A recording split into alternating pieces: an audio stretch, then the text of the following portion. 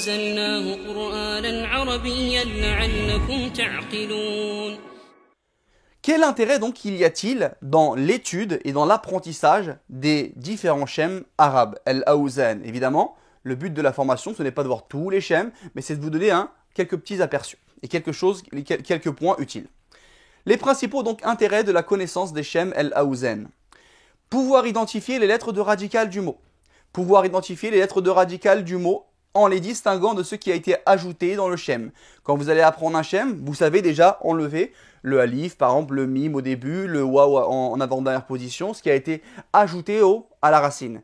Et pourquoi c'est intéressant de savoir la racine? Car la racine ici dans la langue arabe, c'est ça que le dictionnaire va nous proposer.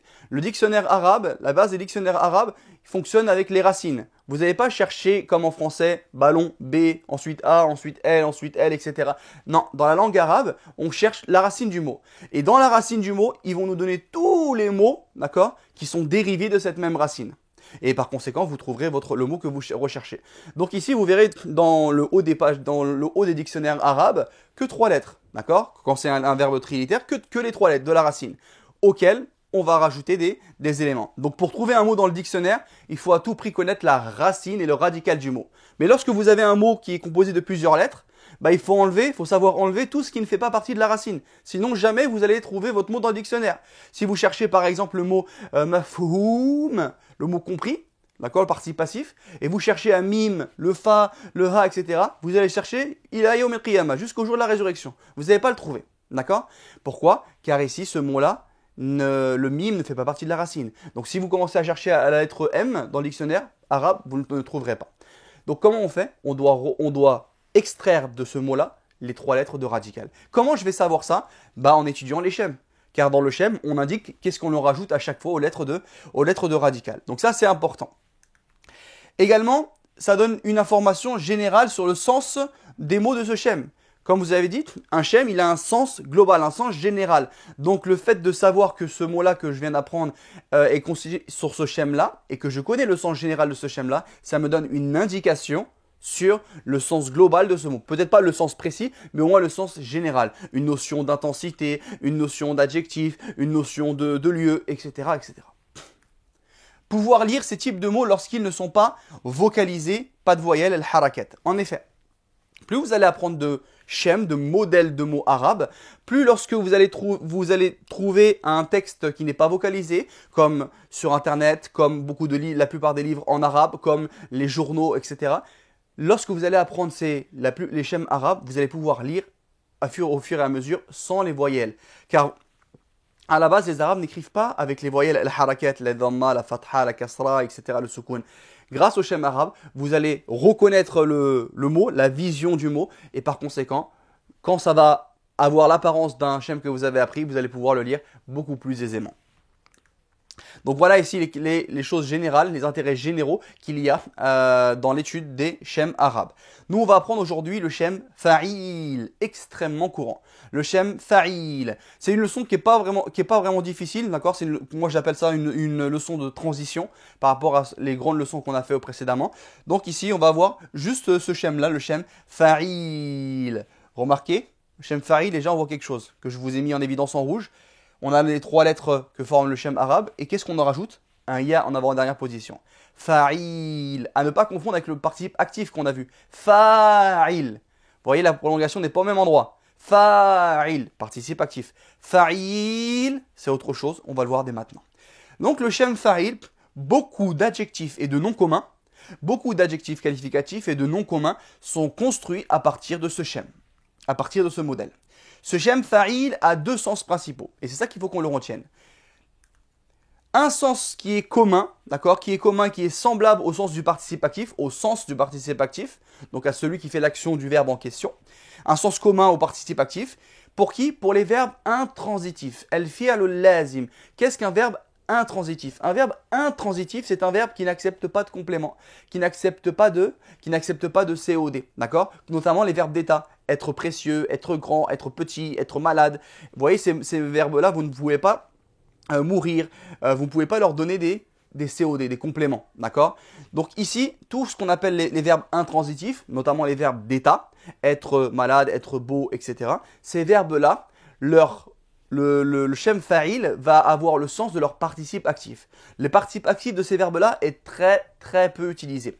Par conséquent, on va utiliser le shem fa'il pour former le sens du participe actif de ces verbes intransitifs-là. D'accord? Comme on va le voir ici après. Un sens d'exagération et d'intensification du participe actif. Également, le shem fa'il peut avoir non seulement le sens du participe actif, mais un sens d'exagération, d'intensification du sens, d'accord, du participe actif, de celui qui fait l'action du verbe. Mais ça, c'est pour qui? Ce sont les verbes qui acceptent des COD, d'accord? Un verbe qui est transitif, qui accepte un COD. Un verbe transitif, on appelle ça en langue arabe al-fi'l al-muta'addi, qui accepte un COD. Donc ici, je résume. Le shem fa'il va me servir à deux choses principales. Je l'ai dit. La première des choses, elle va avoir le sens du participe actif. Donc le même sens que le participe actif pour qui? Les verbes intransitifs. C'est quoi un verbe intransitif? Celui qui n'accepte pas de COD. Donc tous les verbes d'état. Être malade, être beau, être gentil, etc. Également, le deuxième sens, c'est un sens d'exagération, d'intensification du sens du participe actif. Pour qui? Pour les verbes qui acceptent un COD à la base, qui sont transitifs, qui acceptent un COD à la base. Donc on appelle ça mubalaratu ismil fa'il. Beaucoup de noms sublimes d'Allah d'ailleurs sont formés sur ce shem-là, sur le shem fa'il. Car Allah Azza wa Jal a les attributs, a les adjectifs les plus beaux et les plus puissants et les plus immenses. Par conséquent, le shem fa'il va constituer beaucoup de noms et d'attributs d'Allah Azza wa Jal, car ça indique bien l'exagération et l'intensification du sens, comme on va le voir juste après. Exemple du shem fa'il qui a un sens semblable au participe actif. Donc pas un sens d'exagération, pas un sens d'intensification, mais le premier sens. Juste le sens du participe actif. Et ça on l'a dit, c'est pour qui? Pour les verbes intransitifs, qui n'acceptent pas de COD. C'est parti. Jamil, joli beau. Ça vient du verbe jamula, être beau. Le verbe jamula n'a pas son participe actif. Jamil ne s'utilise pas. Qu'est-ce que les Arabes vont faire pour les verbes comme ça, les verbes d'état, qui sont pas transitifs? Ils vont utiliser le shem fa'il pour indiquer le même sens que le participe actif. Donc, jamil est beaucoup plus répandu que jamil, d'accord? Pour dire quelqu'un qui fait l'action d'être beau, d'accord? Joli, joli, beau. Qabih, moche, méchant. Ici, qabih, comme vous le voyez ici, il y a les trois lettres de radical. Ici, le qa, le ba, le ha. Et qu'est-ce qu'on met avant la dernière position? Un ya. Ça rime. Jamil, qabih, fa'il. Si ça rime pas, si vous me dites qubih, qibih, je ne sais quoi d'autre, c'est faux. Ça rentre pas dans le modèle, on ne sait pas ce que vous avez voulu dire. Donc, qabih est issu d'un verbe intransitif, le verbe qabuha, qui veut dire être méchant, être moche, être vilain. Kabir, grand. Kabir, grand, vient du verbe kabira, qui veut dire être grand, grandir. D'accord? Ce sont des shem, tout ça, ce sont des verbes intransitifs, n'acceptent pas de COD, n'acceptent pas de complément, d'accord, d'objet direct. Kabir, sarir, petit. Petit, ça vient du verbe sarara, être petit, minime. Vous voyez ici, sarir va beaucoup plus être utilisé que le participe actif. Sarir, kabir. Moi, personnellement, je ne les ai jamais vus, leur participe actif à ces verbes-là. Les Arabes utilisent en priorité le shem fa'il pour exprimer le même sens que le participe actif. Mais pour qui? Pour les verbes intransitifs. Qui sont les verbes intransitifs? Les verbes qui n'acceptent pas de COD de complément. Ce sont les verbes d'état. Être beau, être méchant, etc. Rahim. Bismillahirrahmanirrahim. Le très miséricordieux. Rahim. Rahim, c'est l'exagération de quel participe actif? De rahim, de miséricordieux. Rahim. Ça, c'est ce qui vient du verbe rahima, faire miséricorde. Ça, son verbe à lui accepte un COD, d'accord? Accepte un COD. Son participe actif, c'est rahim. Bah, rahim, c'est encore plus fort que cela. Le sens, il est beaucoup plus intense que cela.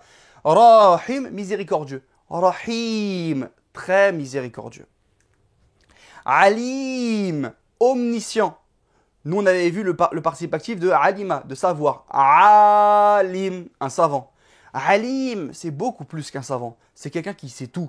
Un omniscient. Allah Azza wa Jal. C'est un des noms d'Allah. Tout ça, ce sont des noms d'Allah. Comme je vous ai dit que beaucoup de noms d'Allah sont construits à partir de ce shem-là, car ça indique le sens de l'intensification.